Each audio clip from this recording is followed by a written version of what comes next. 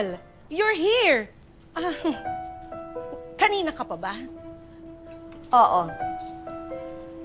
Kanina ko pa naririnig ang pag-uusap ninyong dalawa ni Belle.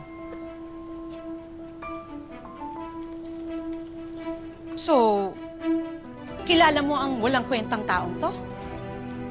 Kilala ko si Belle. Mabait siyang tao. Marunong siyang makisama. Pero hindi naman ibig sabihin nun, kukonsintihin niya ang kasamaan. Rosel, supplier kita. Kliyente mo ko. Pero hindi ko gusto ang tabas ng dila mo, ha? Tama ho kayo. Kliyente namin kayo at nirirespeto ko yung matagal nating pagsasama, pero hindi naman ho ibig sabihin nun, ikakampihan ko yung maling pamamalakad ninyo. So, ibig mong sabihin, mas kakampihan mo tong walang kwentang taong to kesa akong kliyente mo na bumubuhay sa negosyo mo. Isa lang ho kayo sa mga kliyente namin. At sa pagkakatanda ko, mas kailangan ninyo kami kesa mas kailangan namin kayo. Malaki nga yung discount na binibigay namin sa inyo eh. Sa katunayan nga, hindi naman ganun kalaki yung kinikita namin sa inyo. Then fine. Lumayas kayo. At tinatapos ko na ang lahat ng business deals natin. Wala akong problema. Hintayin na lang po yung bill ninyo. 3 orders pa po yung hindi ninyo nababayaran. Para lang po sa kaalaman ninyo. Halika na, Pen.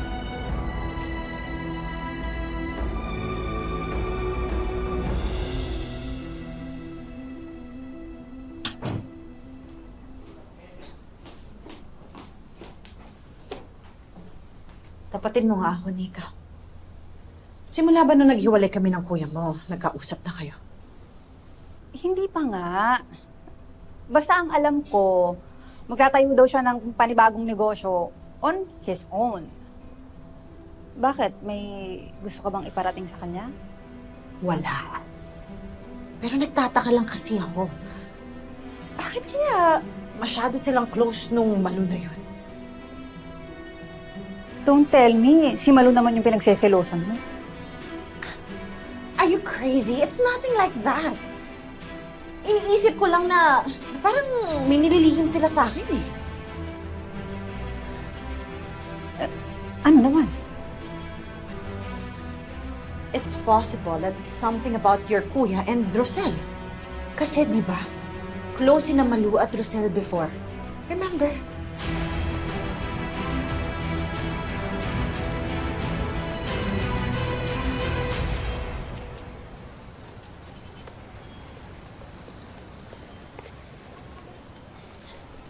Tita Rosel, hindi pa rin po ako makapaniwala sa ginawa ninyo kanina. You sacrificed a client para lang po sa akin. Belle, huwag mong maliitin yung ginawa mo. Tama lang yun. Alam mo, sinabi mo lang yung mga bagay na sa tingin ko matagal nang gustong sabihin ng mga empleyado ng boss mo. Alam mo, hanga talaga ako sa ginawa mo. Talaga po? Oo, kasi may prinsipyo ka. Kahit na kailangan mo ng pera, mas pinili mo pa rin yung tama. Hindi naman po enough na dahilan ang kahirapan para ipagpalit ang prinsipyo. Alam mo, parang nakikita ko yung sarili ko sa'yo noon, yung kabataan ko. Ako naman po, parati ninyong tinutulungan. Tita Rosel, bakit ang bait niyo pa rin sa akin? Bakit kahit inisip ko pa rin na kahit kayo po ang dahilan kung bakit magkahiwalay si Mami at si Dad,